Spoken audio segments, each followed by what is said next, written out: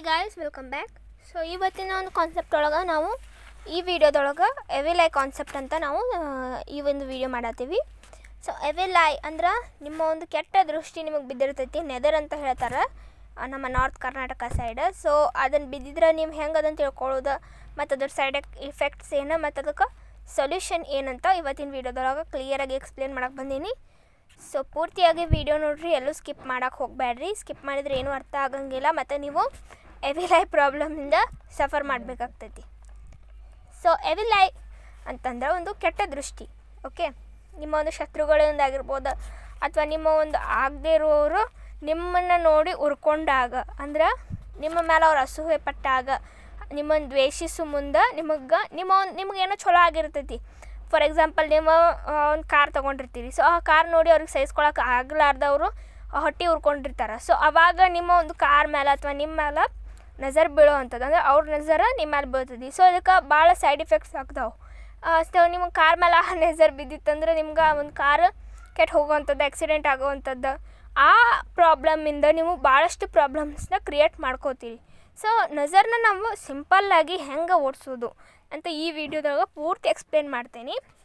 So ಮೊದಲು ಈ ಒಂದು ನಜರ್ನ ಯಾರ್ಯಾರು ಬಿಡ್ತಾರೆ ಅಂತಂದ್ರೆ ನಿಮ್ಮ ಎನಿಮಿಗಳು ಅಂತೆಲ್ಲ ನಿಮ್ಮ ಒಂದು ಈಗ ಸಾಮಾನ್ಯ ಜನರಂತ ತಿಳ್ಕೊರಿ. ಈಗ ದಾರಿ ಒಳಗೆ ಹೋಗೋ ಮುಂದಾಗಿರ್ಬೋದು, ನಿಮಗೆ ಪರಿಚಯ ಇಲ್ದವ್ರಾಗಿರ್ಬೋದು, ಯಾರಿಂದ ಬೇಕಾದ್ರೂ ನಿಮಗೆ ಎವಿಲ್ ಐ ಬರ್ಬೋದು. ಓಕೆ, ಸೊ ಹಂಗೆ ಬಂದಾಗ ಅಂದರೆ ನೀವು ಚಲೋ ಡ್ರೆಸ್ ಹಾಕ್ಕೊಂಡಾಗ ನಿಮ್ಗೆ ಎವಿಲ್ ಐ ನಿಮ್ಮ ಮೇಲೆ ಒಂದು ಏನು ಎಫೆಕ್ಟ್ಸ್ ನಿಮ್ಮ ಮೇಲೆ ಹೌದು ಬಂದಾಗ ನೀವೇನು ಮಾಡ್ಬೇಕಾಗ್ತದಂದ್ರೆ, ಒಂದು ಮುಷ್ಟಿ ಸಾಸ್ವೆ ತೊಗೋರಿ. ಮುಷ್ಟಿ ಒಳಗೆ ಸಾಸ್ವೆ ತೊಗೊಂಡು ಸ್ವಲ್ಪನ ತೊಗೋರಿ. ಸಾಸ್ವೆ ಮುಷ್ಟಿ ಅಂದರೆ ಪೂರ ಮುಷ್ಟಿ ತೊಗೋಬೇಡ್ರಿ. ಒಂದು ಸ್ಪೂನ್ ಒಳಗೆ ಒಂದು half table spoon, okay, half spoon ಅಂತ ತಿಳ್ಕೊರಿ. ಅಷ್ಟು ಸಾಸ್ವೆ ತೊಗೊಂಡು ನಿಮ್ಮ ಒಂದು ಮೂರು ಸಲನೂ ನಿಮ್ಮ ಒಂದು ಬಾಡಿಗೆ ನಿವಾಳಿಸ್ಬೇಕು. ಅದನ್ನು ನಿವಾಳಿಸಿ ಅದನ್ನೇನು ಮಾಡಬೇಕು, ಪಟ್ಟಂತ ಸುಟ್ಟು ಹಾಕಿಬಿಡ್ಬೇಕು. 3 ಸಲ ನಿವಾಳಿಸ್ಕೊಂಡು ಸುಟ್ಟು ಹಾಕ್ಬೇಕು. ಇಲ್ಲ ನೀವು ಅಕಸ್ಮಾತ್ ಬೆಂಗಳೂರವ್ರು ಏನಾರ ಈ ವಿಡಿಯೋ ನೋಡಕತ್ತಿದ್ರೆ ನಿಮ್ಮ ಮನ್ಯಾಗ ಕಸ್ಬರ್ಗಿ ಕಡ್ಡಿ ಇರ್ತಾವೆ, ಅಂದ್ರೆ ಪೊರಕೆ ಅಂತೀರಲ್ಲ ನೀವು, ಅದು ಇರ್ತೈತಿ ನಿಮ್ಮ ಮನ್ಯಾಗ. ಅದನ್ನೇ ನೀವು ನಿಮ್ಮ ಮುಖಕ್ಕೆ ರೌಂಡಾಗಿ 3 ಸಲ ಮಾಡ್ಕೊಂಡು ಅದನ್ನ ನಿವಾಳಿಸ್ಕೊಂಡು ಅದನ್ನ ಸುಟ್ರೂ ಎವಿಲ್ ಐ ಹೋಗಿಬಿಡ್ತೈತಿ. ಇನ್ನು ಮೇಜರ್ ಎವಿಲ್ ಐ ಪ್ರಾಬ್ಲಮ್ಸ್ ಅಂದ್ರೆ ಎವಿಲ್ ಐ ಅಂದರೆ ನಿಮ್ಗೆ ಜ್ವರ ಬಂದಿರ್ಬೋದು, ತಲೆನೂ ಬಂದಿರ್ಬೋದು, ಮತ್ತು ಶೀತ ಆಗಿರ್ಬೋದು, ಫಿನಾನ್ಷಿಯಲಿ ಪ್ರಾಬ್ಲಮ್ಸ್ ಆಗಿರ್ಬೋದು, ಕಾನ್ಫ್ಲಿಕ್ಟ್ ಆಗಿರ್ಬೋದು, ಜಗಳಗಳು ಹಾಕಿರ್ಬೋದು, ದಿನ ಮನೆ ಒಳಗೆ ಯಾವುದೋ ಅನ್ಸಾಲ್ವ್ಡ್ ಫಿನಾನ್ಷಿಯಲ್ ಪ್ರಾಬ್ಲಮ್ಸ್ ಅಂದರೆ ನೀವು ಯಾವುದೋ ಒಂದು ಸಾಲ ಮಾಡಿರ್ಬೋದು, ಅದಿನೇನೋ ಆಗಿರ್ಬೋದು. ಬಟ್ ನಿಮಗೊಂದು ಪ್ರಾಬ್ಲಮ್ಸ್ ತಪ್ತಿರೋಂಗಿಲ್ಲ ಮತ್ತು ನೀವು ಪ್ರಾಬ್ಲಮ್ಸ್ ಒಳಗೆ ದಿನಾನು ನಿಮ್ಮ ಲೈಫ್ನ ಲೀಡ್ ಮಾಡ್ತಿರ್ತೀರಿ. ಅಂಥವ್ರು ಏನು ಮಾಡ್ಬೇಕಂತ ಈಗ ಹೇಳ್ತೀನಿ. ಸೊ ನಿಮಗೆ ಒಂದು ನಜರ್ ಪ್ರಾಬ್ಲಮ್ ಭಾಳ ಎಫೆಕ್ಟ್ ಆಗಿತ್ತಂತಂದ್ರೆ ನೀವು ಈ ಕೆಲಸ ಮಾಡಿರಿ. ಒಂದು ನಿಮ್ಮ ಒಂದು ಗಾಡಿಗಳಿಗೆ ಎವಿಲ್ ಐ ಬಂದಾಗ ಒಂದು ದೃಷ್ಟಿಗೊಂಬಿನ ನೀವು ಮನೆಗೆ ಕಟ್ಟಿರಿ. ಫಸ್ಟ್ ಆಫ್ ಆಲ್ ನೀವು ಹೊಸ ಮನೆ ಕಟ್ಟಕತ್ತಿದ್ರೆ ದೃಷ್ಟಿಗೊಂಬಿ ನಿಮ್ಮ ಮನೆಗೆ ಕಟ್ಟಿರಿ. ಸೊ ಅದು ನಿಮ್ಮ ಒಂದು ಎವಿಲ್ ಐಯಿಂದ ನಿಮ್ಮ ಮನೆನ ಪ್ರೊಟೆಕ್ಟ್ ಮಾಡ್ತೈತಿ. ಮತ್ತು ನಿಮ್ಮದು ಗಾಡಿಗಳಿದ್ದು ಅಂದರೆ ಒಂದು ನಿಂಬೆ ಹಣ್ಣು ತೊಗೋರಿ.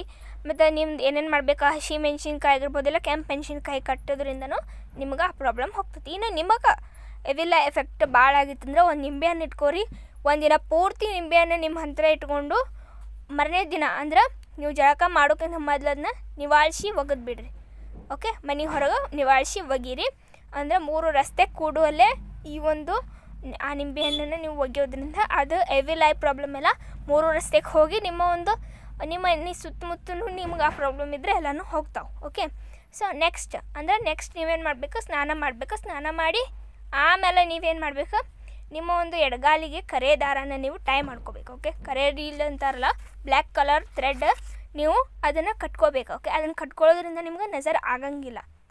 ಓಕೆ, ಇನ್ನು ನೀವು ಎಲ್ಲರ ನಿಂಬೆ ಹಣ್ಣು ಬಿದ್ದಿದ್ದು ದಾಟಿದ್ರಂದ್ರೆ ಆಮೇಲೆ ಅದನ್ನು ದಾಟಿದ ಮೇಲೆ ನೀವು ಬಂದು ಸ್ನಾನ ಮಾಡಬೇಕಾಗ್ತೈತಿ. ಓಕೆ, ಅಕಸ್ಮಾತ್ ಗೊತ್ತಿಲ್ಲದಂಗೆ ನೀವೊಂದು ತುಳಿದಿದ್ರಂದ್ರೆ ನೀವು ಸ್ನಾನ ಮಾಡಿನ ಆ ಒಂದು ಕರ್ಮನ ನೀವು ಕಳ್ಕೊಬೋದು. ಓಕೆ, ಭಾಳಷ್ಟು ಜನ ಎವಿಲ್ ಐಸ್ ಬಿಡ್ತಿರ್ತಾರೆ, ನೆದರ್ ಬಿಡ್ತಿರ್ತಾರೆ.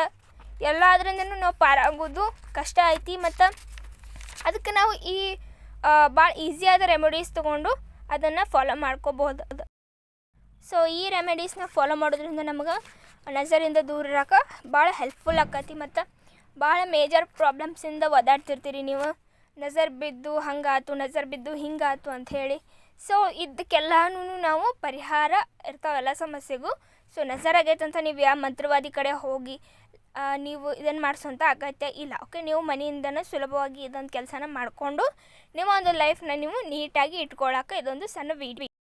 ಸೊ ಇದು ಒಂದು ಕಲಿಯುಗ ಆಗಿರೋದ್ರಿಂದ ಎಲ್ಲ ಥರ ರೀತಿ ಜನರು ನಮ್ಮ ಸುತ್ತಮುತ್ತ ಡೇ ಟು ಡೇ ಲೈಫ್ ಒಳಗೆ ನಮ್ಗೆ ಎದುರಾಗ್ತಿರ್ತಾರೆ. ಸೊ ನಮ್ಮ ಲೈಫ್ ಒಳಗೆ ಆಗೋ ಸಕ್ಸಸ್ಸಿಂದ ಅವರಿಗೆ ಹೊಟ್ಟೆ ಉರ್ಕೊಂಡಿರ್ತಾರೆ.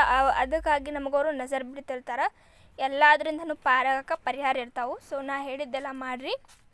ಮತ್ತು ನೀವು ಜಾಸ್ತಿ ಹನುಮಾನ್ ಚಾಲೀಸ ಓದ್ರಿ. ಮತ್ತು ನೀವು ಲಾರ್ಡ್ ಗಣೇಶ ಅಂದರೆ ಗಣೇಶನು ಮಂತ್ರಗಳನ್ನ ಹೇಳಿನೂ ಇದನ್ನು ನೀವು ನಿವಾರಿಸ್ಕೋಬೋದು. ಓಕೆ,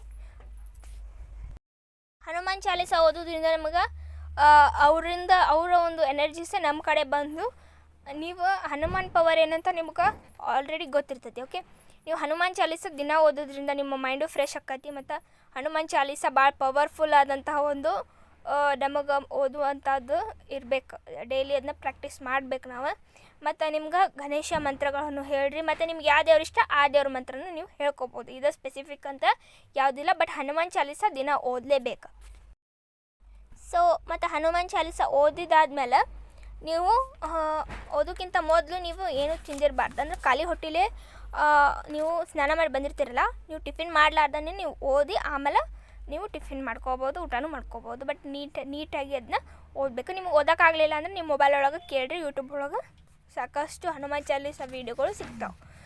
ಸೊ ಈ ಒಂದು ವಿಡಿಯೋ ಇಷ್ಟ ಆದ್ರೆ ಲೈಕ್ ಮಾಡಿರಿ, ಶೇರ್ ಮಾಡಿರಿ, ಮತ್ತು ಕಮೆಂಟ್ ಹಾಕಿರಿ. ಕಮೆಂಟ್ ಸೆಕ್ಷನ್ ಒಳಗೆ ಯಾವ ವಿಡಿಯೋ ನೆಕ್ಸ್ಟ್ ಬೇಕಂತ. ಮತ್ತು ಇಷ್ಟೆಲ್ಲ ಹಾಕಿದ ಎಫರ್ಟ್ಸಿಗೂ ನೀವು ಸಬ್ಸ್ಕ್ರೈಬ್ ಮಾಡಲಿಲ್ಲ ಅಂದ್ರೆ ತಪ್ಪಾಗ್ತೈತಿ. ಸೊ ಪ್ಲೀಸ್ ಸಬ್ಸ್ಕ್ರೈಬ್ ಮಾಡ್ಕೊರಿ. ಸೊ ನೀವು ಸಬ್ಸ್ಕ್ರೈಬ್ ಆದರೆ ನಮ್ಮ ಎಫರ್ಟ್ಸಿಗೆ ಒಂದು ಬೆಲೆ ಸಿಕ್ಕಾಗ್ತೈತಿ. ಸೊ ಮುಂದಿನ ವೀಡಿಯೋದಾಗ ಸಿಗೋನು ಮತ್ತೊಂದು ಚಲೋ ಕಂಟೆಂಟ್ ಜೊತೆ. ಬಾಯ್ ಬಾಯ್.